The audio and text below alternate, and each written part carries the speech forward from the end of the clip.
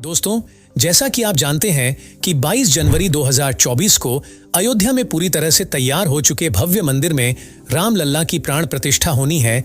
यूं कहे कि राम राज्य की स्थापना होनी है और इसकी तैयारियां भी जोरों शोरों से चल रही हैं।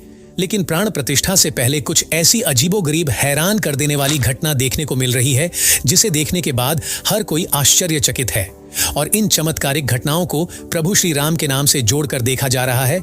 तो क्या है ये चमत्कार, जानेंगे इस वीडियो में। दोस्तों, स्वागत है आपका सीताराम टीवी पर। आगे चलने से पहले वीडियो को लाइक और चैनल को सब्सक्राइब जरूर कर दे। चलिए वीडियो में आगे चलते हैं।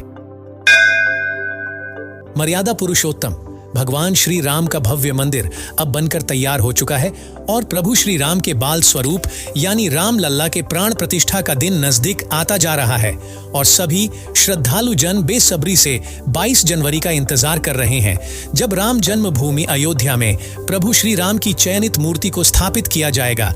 जी हाँ दोस्तों, आपको बता देते हैं कि राम लल्ला की 3 मूर्तियों में से एक का चयन कर लिया गया है, जिसको गर्भगृह में स्थापित किया जाएगा। इसी के साथ करोड़ों भक्तजन इस दिन को दिवाली समारोह की तरह मानते हुए अपने घरों में दीप प्रज्वलित करने को तैयार है।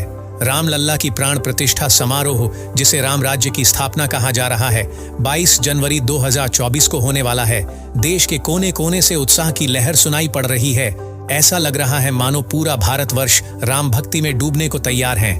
केवल देश ही नहीं बल्कि विदेशों के मीडिया हाउस भी प्राण प्रतिष्ठा समारोह को कवर करेंगे। दोस्तों, भगवान राम की मूर्ति स्थापना समारोह में कई सारे साधु संत, गणमान्य नेता, अधिकारी, जनप्रतिनिधि, जाने माने प्रसिद्ध लोग और लाखों करोड़ों भक्त लोग शामिल होंगे।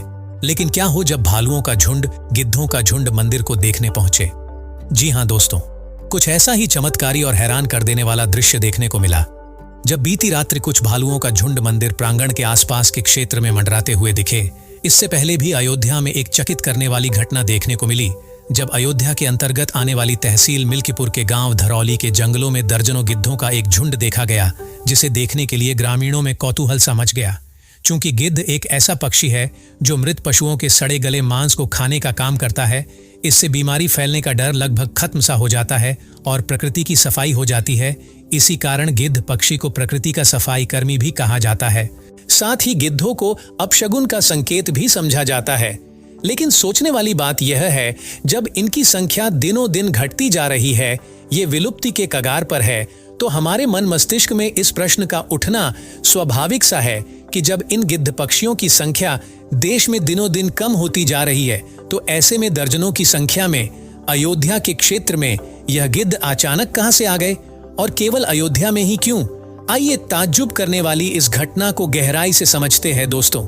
जैसा कि रामायण में बताया गया है कि कैसे प्रभु श्री राम ने अपनी वानर सेना के दम पर लंकापति रावण से साहसिक युद्ध किया और अंततः लंकाधीश रावण को पराजित किया। और आप यह भी जानते होंगे कि राम जी की सेना में कौन कौन थे। राम जी की सेना में सर्वप्रथम राम भक्त महाबली हनुमान, वानर राज सुग्रीव, बाली पुत्र अंगद और असंख्य वानर सेना थी। इसके अलावा उनकी सेना में यक्षराज यानी भालुओं के राजा जामवंत भी थे, जो समय समय पर अपने वानर सेना का मार्गदर्शन करते थे। इसके अलावा रामायण में एक घटना का उल्लेख देखने को मिलता है कि महापंडित कहे जाने वाला धूर्त रावण जब माता जानकी का अपहरण करके पुष्पक विमान में बैठाकर लंका ले जा रहा था, तब रावण का सबसे पहला सामना होता है विशाल जटायु पक्षी से, जिसने हवा में उड़ते हुए रावण से बड़ी वीरता के साथ युद्ध किया और रावण को चोट भी पहुंचाई। लेकिन रावण के वार से पक्षी जटायु का एक पंख कट गया और जटायु धरती पर आ गिरे। अपहरण का सारा वृत्तांत जटायु ने राम जी को सुनाया और अंततः वीर गति को प्राप्त हुए। सतयुग के इन्हीं जटायु पक्षी को आज कलयुग में गिद्ध पक्षी के नाम से जाना जाता है।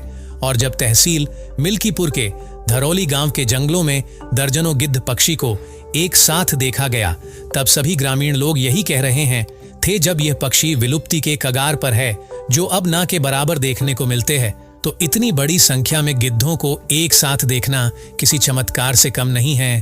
ग्रामीणों का मानना था कि यह गिद्ध पक्षी और कोई नहीं बल्कि जटायु के अवतार या फिर वंशज है, जो अयोध्या में बन रहे रामलला के भव्य मंदिर को देखने पहुंचे हैं, या फिर यूं कहे कि अपनी हाजिरी लगाने अयोध्या आए हैं। अयोध्या में विलुप्त प्रजाति के गिद्धों का दिखना किसी चमत्कार से कम नहीं है और लोगों ने इन गिद्धों को जटायु का वंशज मानकर उनकी पूजा करना भी शुरू कर दिया है। चलिए अब बात करते हैं वानरों की। आपको तो पता ही है कि प्रभु श्री राम की सेना में असंख्य वानर शामिल थे, जिनकी सहायता से भगवान राम ने लंका पर विजय पाई थी। और आज के समय में बंदरों को उसी वानर सेना का प्रतिरूप माना जाता है। यूं तो अयोध्या में बंदरों का जमावड़ा देखने को मिलता रहता है, लेकिन इतनी बड़ी संख्या में बंदरों का झुंड कहां से आ गया, ये भी सोचने वाली बात है।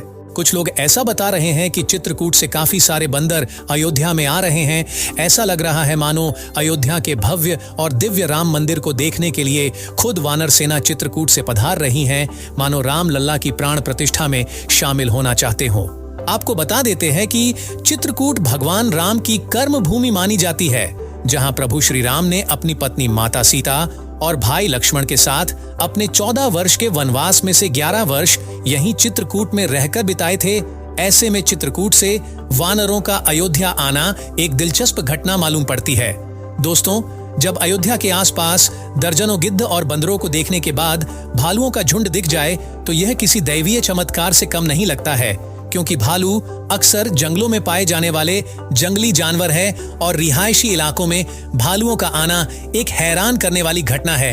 राम लल्ला के प्राण प्रतिष्ठा जैसे खास मौके से पहले भालुओं के झुंड को देखना बेशक सभी जन साधारण को विस्मित कर रहा है। यहाँ भी राम भक्त लोग आपस में चर्चा कर रहे हैं कि यह भालुओं का झुंड और कोई नहीं बल्कि सतयुग कालीन प्रभु श्री राम के भक्त यक्षराज जामवंत के अवतार है, जो 22 तारीख को हो रहे अलौकिक समारोह में शामिल होने की अपनी इच्छा व्यक्त कर रहे हैं। तो यह कह सकते हैं कि प्रभु श्री राम की संपूर्ण सेना राम जी के दर्शन हेतु अयोध्या पहुंच रही है, जिसमें जटायु, जामवंत और पूरी वानर सेना शामिल है। यूं तो हर कोई अयोध्या में भगवान राम के प्राण प्रतिष्ठा समारोह में जाने की मंशा रखते हैं, लेकिन जटायु पक्षी के समान दर्जनों गिद्धों का दिखना और जामवंत का अवतार कहे जाने वाले भालुओं के झुंड को देखना सच में जनमानस को अचंभे में डाल रहा है।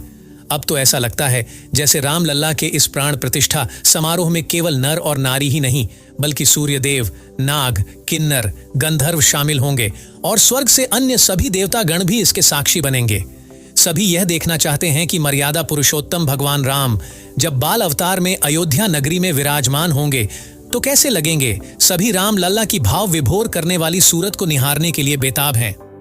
तो दोस्तों, आपको क्या लगता है, क्या सच में गिद्धों और भालुओं का आना कोई दैवीय चमत्कार है? क्या सच में साक्षात जटायु और जामवंत प्रभु श्री राम की जन्मभूमि अयोध्या में मंदिर दर्शन के लिए पहुंच रहे हैं? अपने विचार कमेंट के माध्यम से जरूर लिखें। वीडियो को 1 लाइक करके इस वीडियो को अपने ग्रुप में जरूर शेयर करें। फिर से मिलेंगे एक नए वीडियो के साथ। धन्यवाद।